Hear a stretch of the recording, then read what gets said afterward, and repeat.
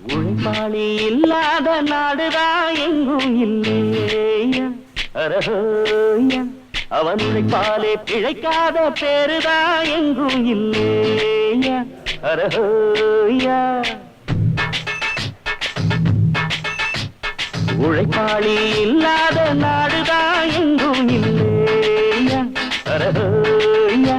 அவன் உழைப்பாலே பிழைக்காத பேருதான் எங்கும் இல்லையா அரஹோயா